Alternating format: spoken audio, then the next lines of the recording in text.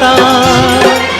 लहू किसानों का बन के पसीना सींचता है धरती का सीना। मेहनत का तेरी हक दिलवाने, नई तकनीक नई खोज बताने।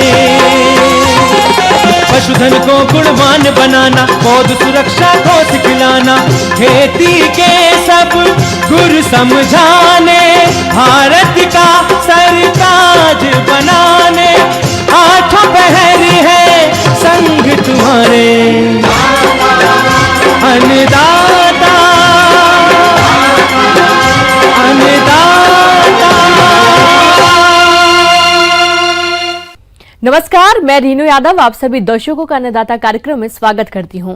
किसान का जीवन बहुत मुश्किल होता है। वह अपने खेतों में लंबे समय तक काम करता है, उसका ध्यान सदैव फसल में ही लगा रहता है। वे अपनी कड़ी मेहनत की ताकत पर अपना जीवन व्यतीत करता है। ऐसे ही किसानों की प्रगति के लिए हम खेती बाड़ी से जुड़ी बहुत सी नई लाभकारी जानकारियां हर रोज सुबह लेकर आते हैं। तो चलिए कार्यक्रम शुरू करने से पहले देखते हैं क्या है आज के अन्नदाता में। गर्मी के मौसम में भैंसों की उचित देखरेख और प्रबंधन।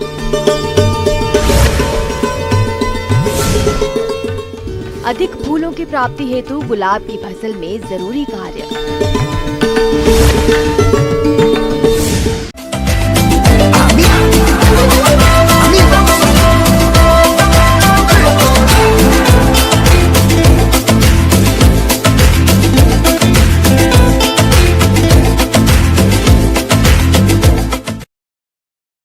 किसान भाइयों, इस समय गर्मी अधिक पड़ रही है। ऐसे में जो किसान पशुपालन व्यवसाय से जुड़े हुए हैं, उन्हें अपनी भैंसों के प्रबंधन पर विशेष ध्यान देने की जरूरत है। अगर थोड़ी सी भी लापरवाही की गई तो इनके स्वास्थ्य और दूध उत्पादन में गिरावट आ सकती है। तो आप गर्मी के मौसम में भैंसों की उचित देखभाल किस तरह से करें, इस बारे में जानकारी दे रहे हैं डॉक्टर दानवीर सिंह।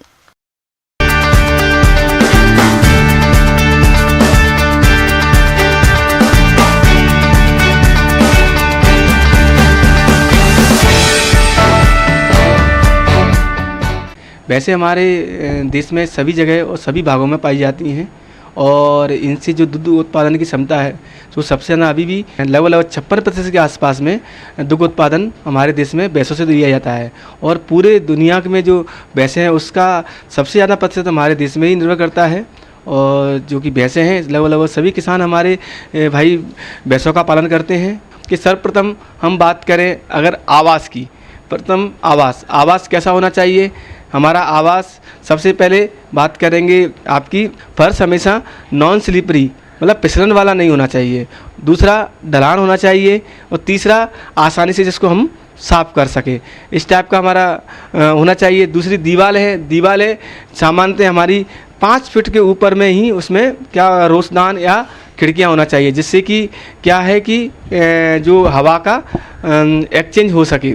छत हमारी होनी चाहिए जिसकी ऊष्मा की कुचालक होना चाहिए। पशु को जो हमारा वो है स्थान जहाँ उसको हम रख रहे हैं वो कम से कम 40 से 50 स्क्वायर फीट कम से कम एक पशु को अंतरिक्ष आपको देना ही पड़ेगा। नहीं तो क्या होगा, अगर हम ज़्यादा पशु रखेंगे तो वो कहीं ना कहीं उनको ओवर क्राउडिंग सहन करनी पड़ेगी।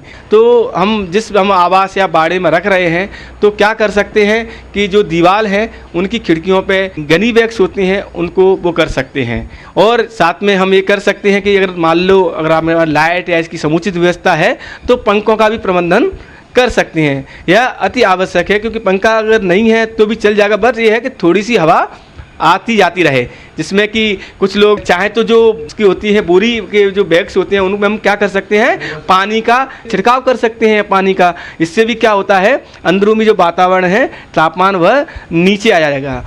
पॉगर भी लगा सकते हैं जो कि पानी का स्प्रिंकल कर सकते हैं। कुछ किसान भाइयों ध्यान नहीं दे पाते हैं, बीच में गड्ढा हो जाता है, उसमें मूत्र और उसका वो इकट्ठा होने लगता है, उसी में फिर संक्रमित कीटाणु पनपने लगते हैं। और उसमें सफाई का अति ध्यान रखना है। सफाई जैसे कि भाई रोज़ सुबह सुबह उसमें झाड़ू लगा दिया जाए, चूने का थोड़ा सा हम छिड़काव कर सकते हैं, उससे भी बहुत सारे कीटाणु मर जाते हैं। दिन के समय में हमें पशुओं को घने छाया वाले पेड़ जैसे नीम के पेड़ और भी होते हैं उसके नीचे ही रखना है। समय समय पर इनको नहलाएं, पानी की आवश्यकता है कि उनको पानी में उनको नहलाएं और बार बार पानी डालें। इसको बेल्लोविंग कहा जाता है। किसान भाइयों, दुधारू पशुओं से अधिक दूध का उत्पादन मिले, इसके लिए दुधारू पशुओं को समय समय पर उचित मात्रा में संतुलित आहार खिलाना होगा। तो आप पशुओं को संतुलित आहार कब एवं कितनी मात्रा में खिलाएं, इस बारे में विस्तार से जानते हैं। आहार हम गर्मियों में देना ही पड़ेगा। अगर कोशिश करें किसान भाई मिश्रित चारा दे।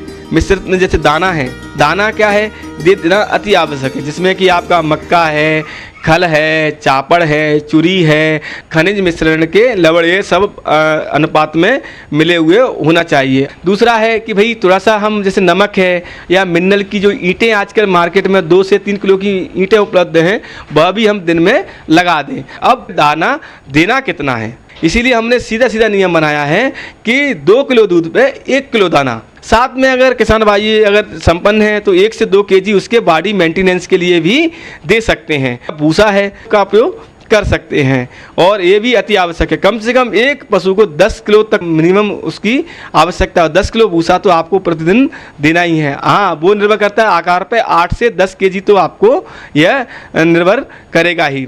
एक और अति आवश्यक है पानी। पानी इनके लिए, क्योंकि ये इनके शरीर में हमको जितना हो सके उतना अधिक इनको पानी पिलाएं। 3 से 4, 5 या 6 टाइम तक भी हम उनको पानी पिला सकते हैं। वो निर्भर करता है कि उस समय तापमान कितना जा रहा है।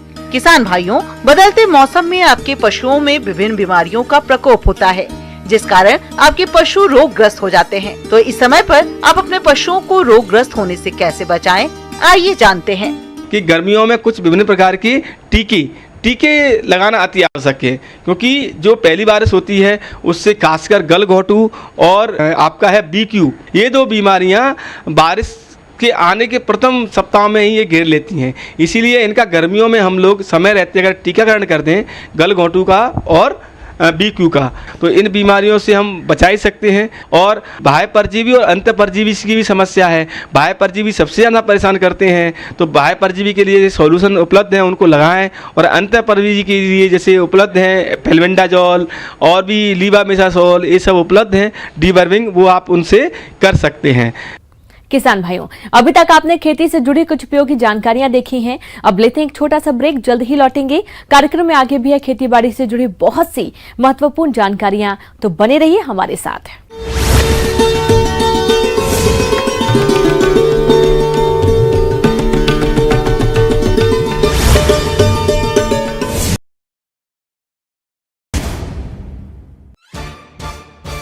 सवाल सारे, मुद्दे तमाम, माइक पर सरेआम होकर ऑटो पे सवार।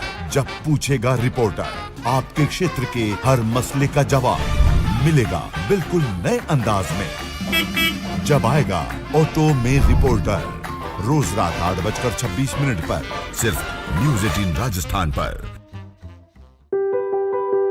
जरूरी है कोरोना की हर एक खबर, जरूरी सरकार के फैसलों का असर, सियासत की चाल और इकोनॉमी का हाल जानना जरूरी, बाजार से एग्रीकल्चर और रोजगार की खबर भी जरूरी। इसलिए देखिए जरूरी खबरों का प्राइम टाइम न्यूज़ 18 प्राइम, सिर्फ न्यूज़ 18 राजस्थान पर।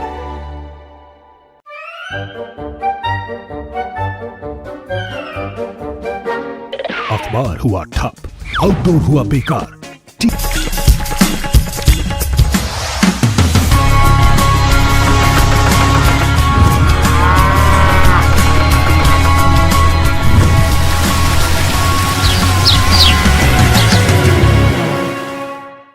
ब्रेक के बाद एक बार फिर से आप सभी दर्शकों का अन्नदाता में स्वागत है। चलिए अब रुख करते हैं अगली कड़ी की ओर।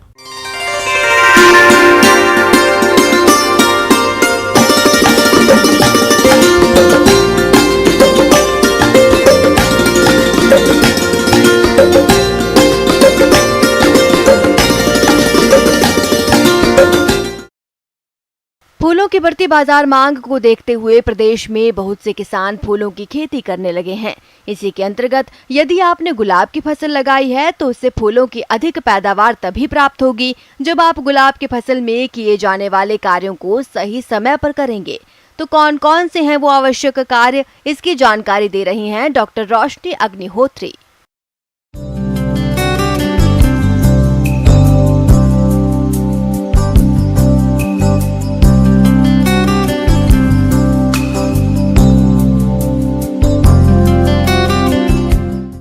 जो यूज़ करने वाले होने वाले गुलाब हैं, जिनको कि लूज फ्लावर की तरह भी यूज़ कर सकते हैं और बुके वाले पर्पसेस के लिए भी बहुत सारी वैरायटीज़ ग्रो होती हैं। तो सबसे पहले मैं आपको लूज फ्लावर वाले जो गुलाब होते हैं या जो गार्डन वाले गुलाब होते हैं उनकी बात करूँगी। तो उनको हम मोस्टली ओपन कल्टीवेशन में लगाते हैं। क्यों? क्योंकि उनको साज सज्जा अच्छा दिखने के लिए इन जनरल गार्डन में लगाया जाता है। तो अभी आप देख रहे हैं हमारे रोजरी में या रोज़ गार्डन में निराई गुड़ाई का काम चल रहा है। हम लोग हैंड वीडिंग ही करते हैं, क्योंकि आजकल जब जो भी किया जा रहा है हैंड वीडिंग या कुछ ऐसा, तो जो भी केमिकल वीडिंग जो है उसको हम आजकल डिस्करेज कर रहे हैं। क्यों? क्योंकि उसके ऊपर, उसका मृदा के ऊपर, उसका सॉइल के ऊपर बहुत ही ख़राब असर पड़ता है। तो हैंड वीडिंग करते हैं हम। और मोस्टली अगर आप कोशिश करें, आपके पास गोबर की खाद अवेलेबल हो तो गोबर की खाद का ज़्यादा से ज़्यादा यूज़ करें। गुलाबों के लिए माइक्रो न्यूट्रिएंट्स जो होते हैं, मीन्स माइक्रो न्यूट्रिएंट का स्प्रे जो होता है वो बहुत ज़्यादा ज़रूरी होता है। और जो फ्लावरिंग का टाइम है या फ्लावरिंग का सीज़न है, उस टाइम पे अगर आप माइक्रो न्यूट्रिएंट स्प्रे करवाएं, लगभग माइक्रो न्यूट्रिएंट का पूरा घोल बना हुआ मिलता है मार्केट में, रोजेज़ के लिए स्पेशली, तो उसको आप ला करके और 0.1% का घोल बना के फोलियर स्प्रे, मीन्स जो आपका स्प्रेयर होता है उसमें आप 0.1% का घोल बना के उसको स्प्रे कर सकते हैं। ताज़ा या नई लगाई हुई कलम को लगातार नमी मिलती रहे, इसलिए आवश्यकता अनुसार सिंचाई करते रहें। आमतौर पर प्रारंभ में पहले सप्ताह में थोड़ा थोड़ा पानी देना चाहिए। बाद में जाड़े के मौसम में 8 से 10 दिन के अंतराल पर और गर्मियों में 4 से 5 दिन के अंतराल पर सिंचाई करें। ग्रीन हाउस में सिंचाई 2 तरीके से की जाती है। पहला मिस्ट और दूसरा ड्रिप सिंचाई के माध्यम से। ग्रीन हाउस में गुलाब की अच्छी उपज के लिए पानी की जरूरत इस प्रकार है। ठंडे मौसम में 2 लीटर, 35% सूर्य प्रकाश में 3 लीटर, 60 से 70% सूर्य प्रकाश में 4 लीटर और बहुत गर्म तापमान